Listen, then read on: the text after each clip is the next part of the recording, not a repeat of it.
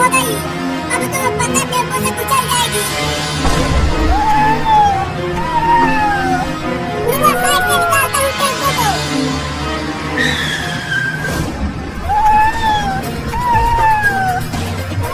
अरे तो टेम्पो के आगे आगे ही भागने लगी। Oh no!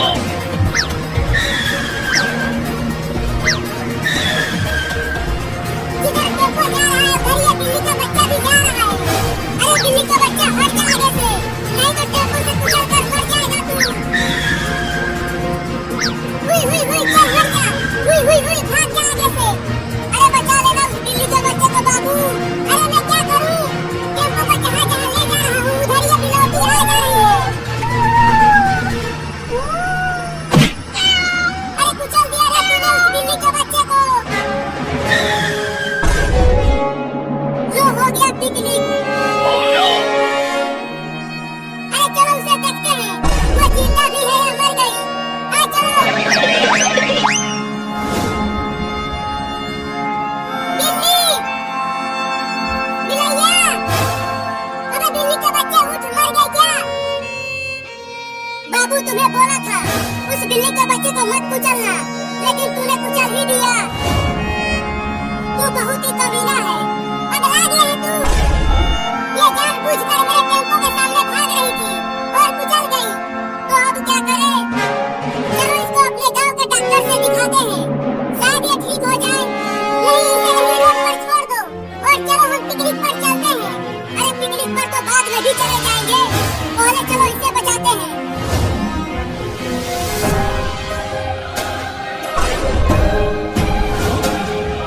अरे वो देखो, लगता है वो इस बिल्ली के बच्चे की माँ है।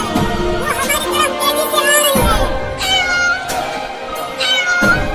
देखो वो बहुत गुस्से में है, लगता है अब वो हमें काटेगी।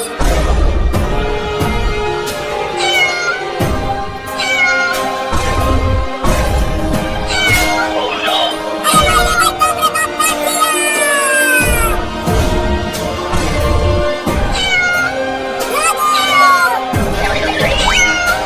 चिंटू है, चिंटू बचा लो मुझे इस खतरनाक बिल्ली से।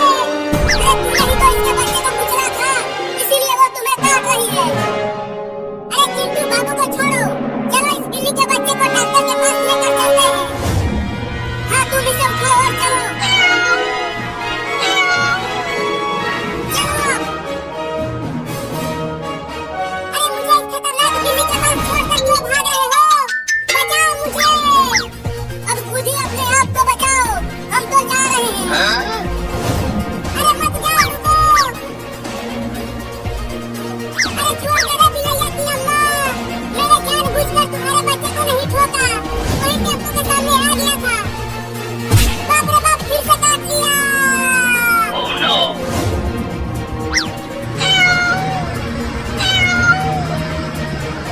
आजा आजा, अब आके पकड़ ले मुझे।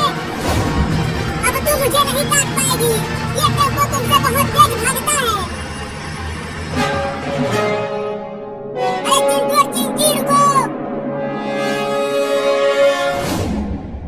अरे इतना तेजी में दौड़ कर कहाँ जा रहे हो? मम्मी, बाबू ने इस बिल्ली के बच्चे को टेम्पो से कुचल दिया है, इसीलिए हम इसे डॉक्टर के पास लेकर जा रहे हैं इलाज कराने के लिए। क्या?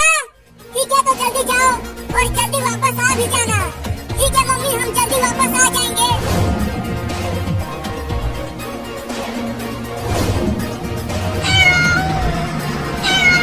अरे ये बिल्ली तो टेम्पो से भी तेज दौड़ रही है, लगता है अब ये मुझे काट के ही छोड़ेगी। Oh no! अरे नहीं नहीं बिल्ली मौसी, मुझे अब काटना मत, पहले ही तुम मुझे बहुत काट चुकी है। देखो अब तुम मुझे डरा रही हो, डर के मारे मेरे फेफड़े फड़फड़ा रहे हैं। नहीं। देखो चिंटू हो रहा हॉस्पिटल, और तेज दौड़ो। अरे डॉक्टर साहब, हॉस्पिटल का दरवाजा खोलो, बहुत जरूरी है। हमको इस रात का इस्तेमाल करना दुरुस्त कहा जा सकता है। अल्लाह ताला का हुक्म है और इसे सोचने पर मजबूर करता है कि वो कम अज़ कम रमज़ान में अपने माल के हराम से پیدا نہ کریں اور نہ حرام کام میں استعمال کریں. یہی احساس آگے چل کر رمضان کے علاوہ بھی اسے یاد دلاتا ہے کہ مال کا ایسے کام میں لگانا جو اللہ کے مقرر کی ہوئی حدود کے خلاف ورزش شمار میں ہو درست نہیں ہوتا.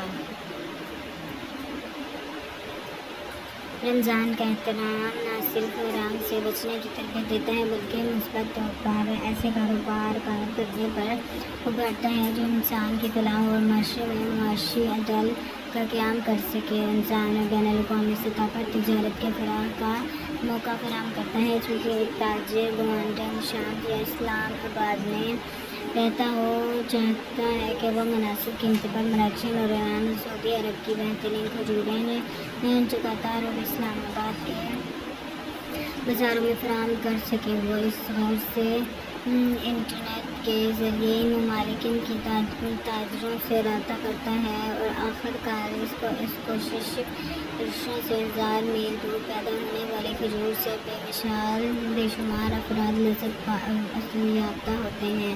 اس طرح دوران کے مسلمان تاجروں کے باہمی معاشی تعلقات کا استحکام پیدا ہوتا ہے. رمضان کریم قرآن کریم کی سماعت ہوتا ہے کہ اپنے معدن سماعت اور منافع پر غور کرنے سے ایک تاجر کو یہ احساس ہوتا ہے کہ اسے اپنے واحد واحد کا پاس رکھنا ہے کیونکہ اہل ایمان کی صفات میں سے ایک اہم صفات یہ ہے کہ وہ اپنے وعدے کو پورا کرتے ہیں. اگر دیکھا جائے تو تجارت معاہدے پر بنی ہوتی ہے. ایک گاہک کو سامان دیتے وقت ایک تاجر اخلاقی اور قانونی طور پر اس کے ساتھ ایک معاہدہ ہی کرتا ہے کہ جو رقم وہ اس کی حصول کر رہا ہے اس کے معاوضے میں جو چیز یا سہولت سروسز ہو گاہک کو دے رہا ہے وہ وصول شدہ قیمت کے ساتھ جائز مناسب رکھتی ہے. ایک ماہ کی مسلسل تربیت اس کی عہد پورا کرنے اور اعلیٰ معیار کی اشیاء فروخت کرنے کی عادت کو محسوس کر دیتا ہے. اس طرح روزے اپنی اچھی تجارت عدل کی عملی تربیت فراہم کرتا ہے. روزے کے مسئلے ہونے پر اثرات والا یا دوستوں کے عملی مذہب روایات میں روح اور نفس کے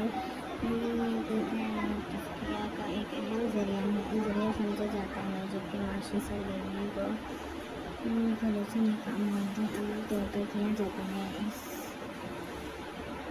تناظر میں روزے کے معاشی زندگی پر اثرات بظاہر ایک متعدد عنوان معلوم ہوتا ہے لیکن اگر غور کیا جائے تو اسلام کی بنیادیت اور افرادیت اس بات کا مطالبہ کرتی ہے روحانی اور مذہبی سرگرمیوں میں نہ کوئی تقسیم ہو نہ رسمی تقسیم. رمضان دراصل تذکرہ کا مہینہ اور مال کے تذکرہ کے بغیر اس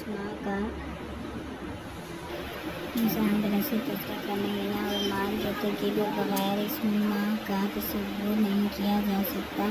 معاشی معاملات کے حوالے سے رمضان کریم سب سے پہلے جس پہلو کی طرف تمام اہل ایمان کے متوقف وہ اللہ کے خوف کے ساتھ خرید و فروخت کرنا ہے. اگر ایک شخص رمضان کے روزے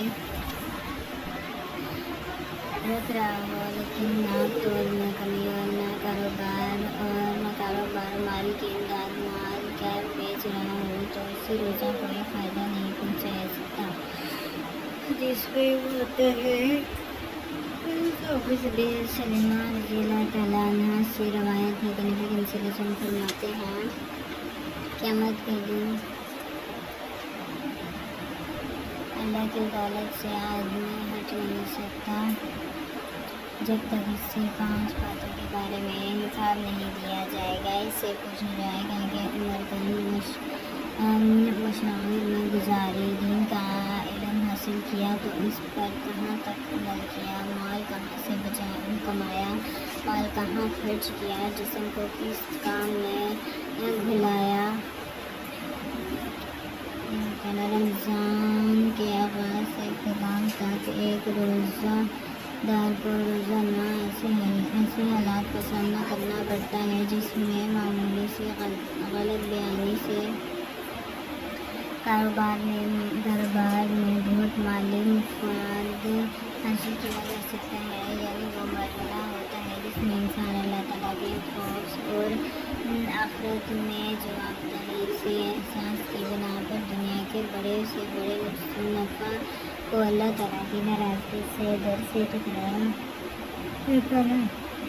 رمضان ایسی فضا پیدا کرتا ہے، ایک شخص حلال کمائی کی لذت سے آشنا ہو اور حرام کی ہلاکت سے اپنے آپ کو بچا سکے۔ ایک حدیث میں صائمان کو اس طرح متوجہ کیا گیا ہے کہ رمضان کے دوران وہ جائزہ لے کر دیکھے کہ وہ اس مہینے کے دوران اپنے ملازمین پر کام کے بوجھ کو کتنا ہلکا کر سکتا ہے۔ گویا اس ماہ میں اپنے متحد افراد کے ساتھ حسن سلوک اور ان پر سے کام کے بوجھ میں کمی ایک پیغام دیتی ہے کہ زیادہ سے زیادہ مال پیدا کرنے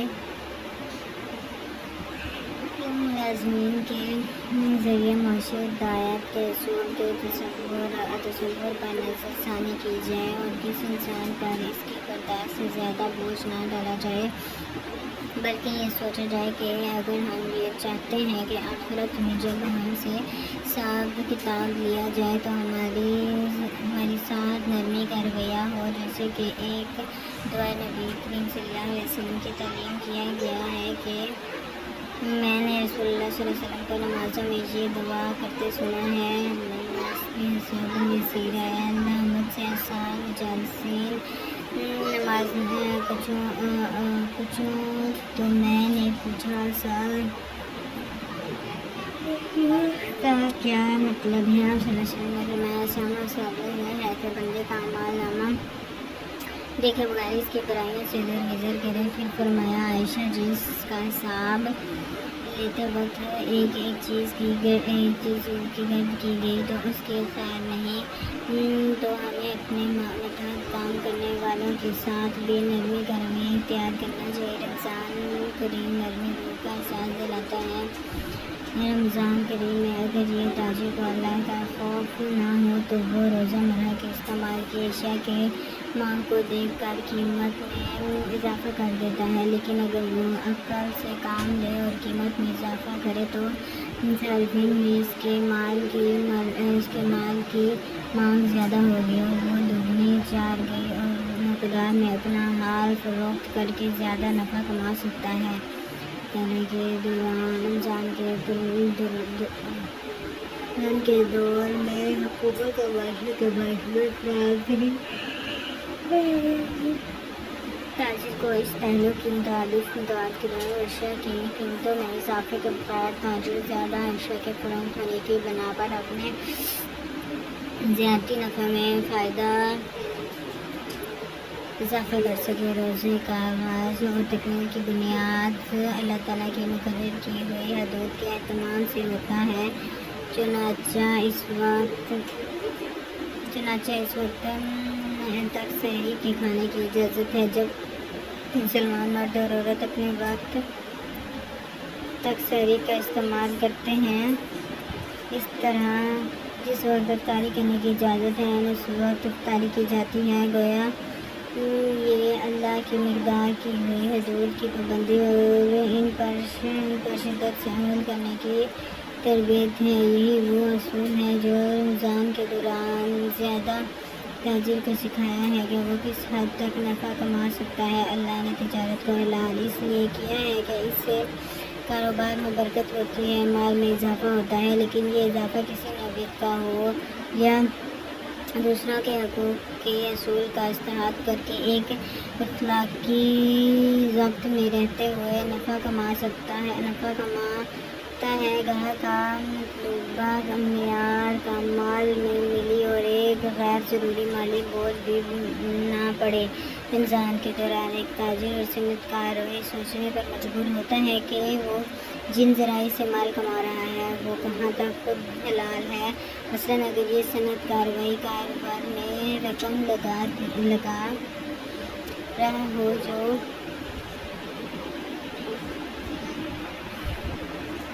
شبہ حرام ہو، جسے اسٹاک مارکیٹ میں بازاری لگانا یا مزید مشاغل تیار کر کے افراد کرنا یا ایسے اشتراک کا استعمال جو فحش اور غیر اخلاقی ہو سے ڈراموں کی تیار کر کے یا مضمون بنا دیا جو اخلاق کے منافی ہو تو کیا اس کا